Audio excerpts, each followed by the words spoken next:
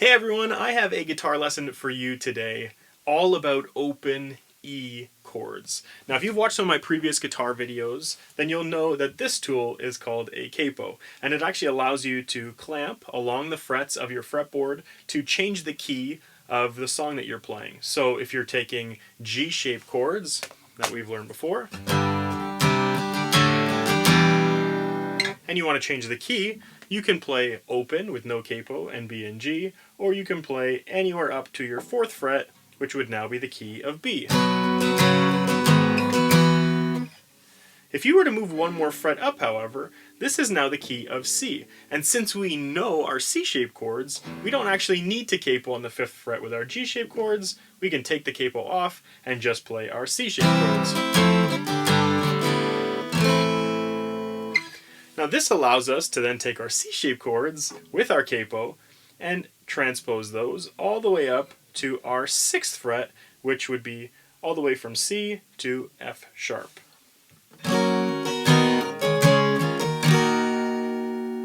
But what you find is as you get over that 4th fret or so with a capo, it starts to thin the sound of what you're playing. So if we could find a way to play some chords in a simplified version after we get to about E, then we'd be able to not have to capo all the way up to our 6th fret and still accomplish playing in those keys with other chords. This is where open E-shaped chords come in. So, open E-shaped chords are essentially power chords. And if you don't know what a power chord is, I'm going to demonstrate that for you quickly. A power chord is simply the root and the 5th of the chord, excluding the 3rd. So most chords are made of a triad of your root, your 3rd, and your 5th. Now your 3rd actually determines whether your chord is major or minor. So if we are looking at, let's say, our E minor chord versus our E major chord, the difference in there is the 3rd degree that tells us whether it's major or minor. So if we are looking at an E power chord, then we need to find our E note, which on our A string, we move all the way up here to our 7th fret, and that is an E note.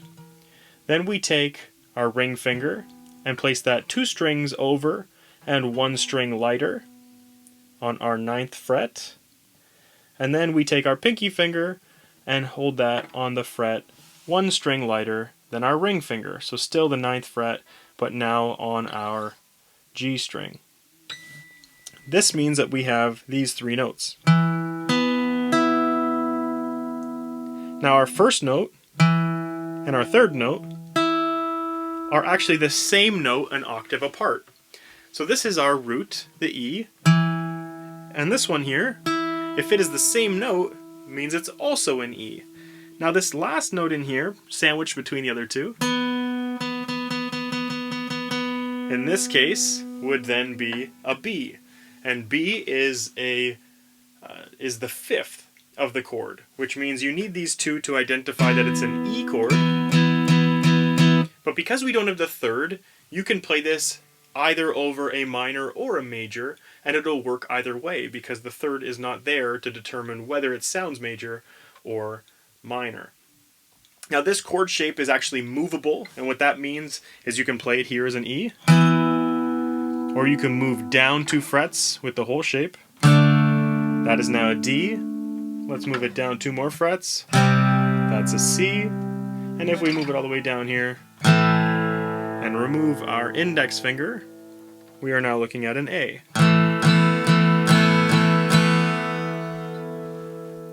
So to make this work for us for open E chords, we need to understand what chords we're looking at in the key of E. So to play the traditional versions of these chords, we have an E chord, we then have an A chord, we have a B chord, which would be a barred chord for us. It's a little trickier to get to, and then we have a C sharp minor, which is also a barred chord.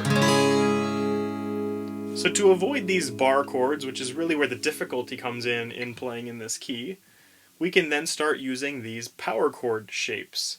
And the beauty of playing in the key of E, and the reason why this works for open E chords, is because we can actually allow the low E string the high E string, and the B string to ring out over every chord. And because we're in the key of E, and these are the root, and the B is the fifth, like we said before, of the E chord, it actually works throughout the entire key. The only notes that we're changing are on these three strings here, our A string, our D string, and our G string, which actually are the notes that we need to change to be able to keep this open the entire time through. So if we start with our E chord, like we said before, our power chord, and actually allow all the other strings to ring out at the same time,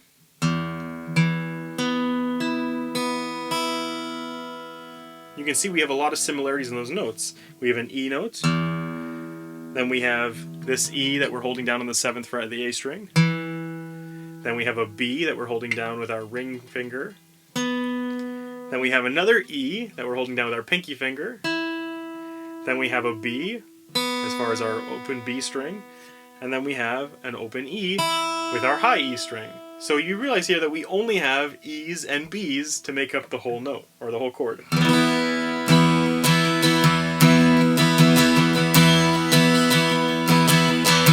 Which is why this chord works. Now, let's look at the other chords that we have in the key of E. So we also have our A chord, which in this case, if we slide this shape all the way down our fretboard and remove our index finger, we're just holding these two strings here. And the reason is because our open A is now our root note A. And then we are going two notes over from that, one string lighter for our ring finger, and another string lighter for our pinky finger. That is our A chord.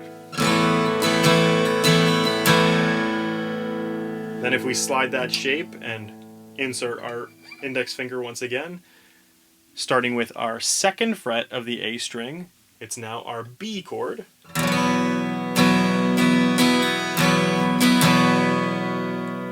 If we slide up 2 more frets, we are at our C sharp chord.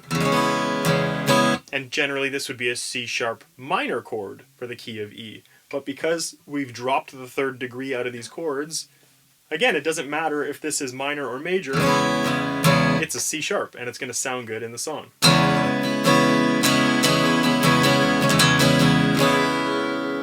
And those are your 4 main chords for the key of E. So it actually allows us now to take a progression like E to A. Let's go to the C sharp next, and then to our B.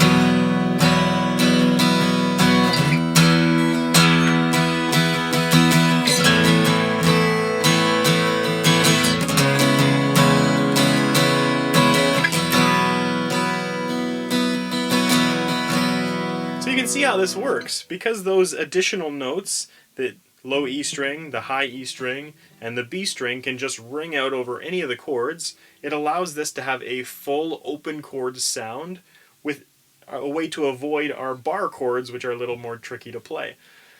Then you can take your capo again and add this back in. So let's say we go to our 1st fret, which would now put us in the key of F. And then all we have to do is account 1 fret up from where we started. So if we were playing our E note on the 7th fret of our A string before, we now just move that up to our 8th fret.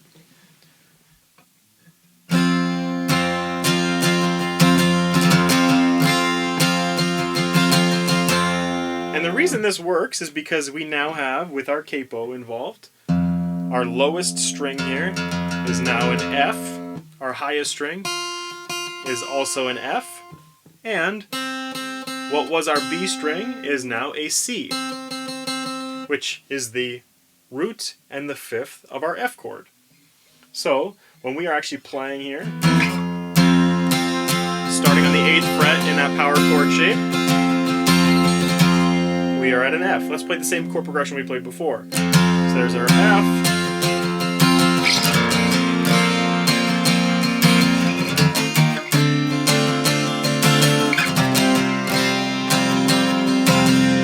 We're just counting spaces away from the capo like we were before. So it's our E shape chord to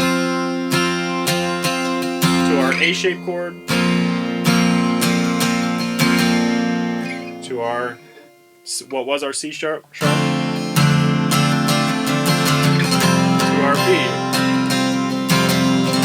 And because we're essentially leaving this shape the same way all the way through, it allows us to play this pretty simply. And we're mostly just counting positions on the fretboard instead of trying to identify the actual note name or the chord name. So this is 8,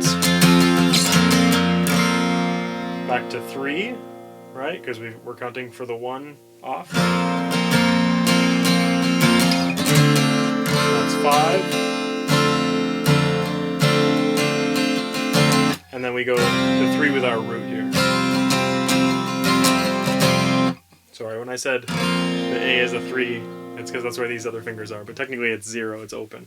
So now we have, that's our key of F. Then we just move our capo 1 fret up to our 2nd fret, and then we'd be able to play the same chords once again, but for now F sharp. So instead of starting where we were before with our E on the 7th fret, we're now counting 2 frets up, so we'd be starting on the 9th fret. And that's our F sharp.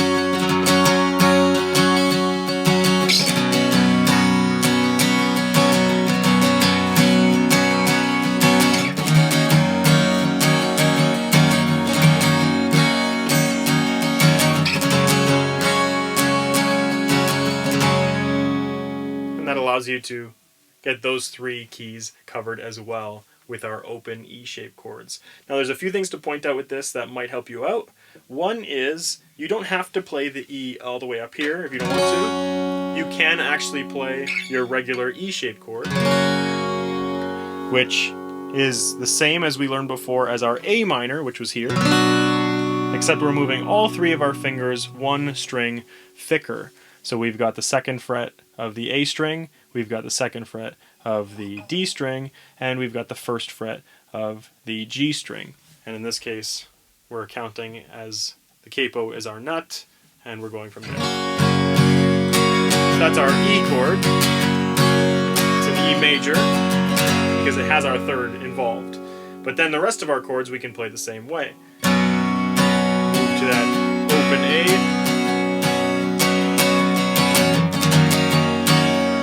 C sharp,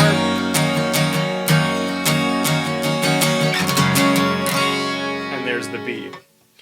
Now the other thing to consider is there are certain times if you're going to have your acoustic guitar be the main element of what you're playing, you will notice that sound of your fingers dragging across your strings. And that's just because the strings themselves are wound and your fingers are, the actual fingerprints of your fingers are coming in contact with those wounds and causing a sound of resistance against them. So the sliding up and down the neck will sort of make this sound a little more present while you're playing. So for example, you got, and you hear that sound. Because there's a lot more movement now to your hands. You can get pretty good if you put some time into it to lifting your hand a bit more when you're moving.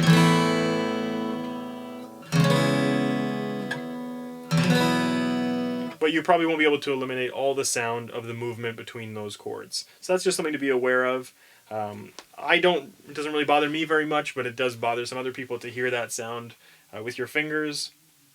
But it's going to be up to you depending on what you are okay with hearing.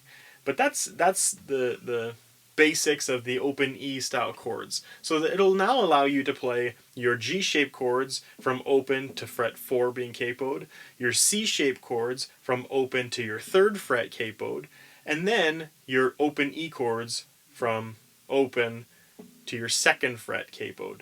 And that will keep everything, as far as being capoed, below that 4th fret. You can always still play the C-shaped chords with your capo on capo 4 if you want to play E, depending on what sound you're trying to achieve for a song. For example, we have our open E chords that we could be playing.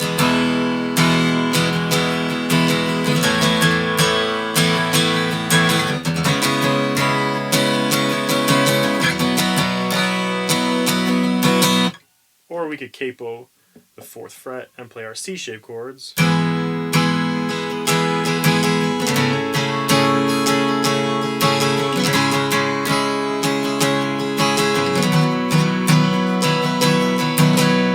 It it does have a different sound. So depending on what you're trying to achieve, you can still use one option or the other.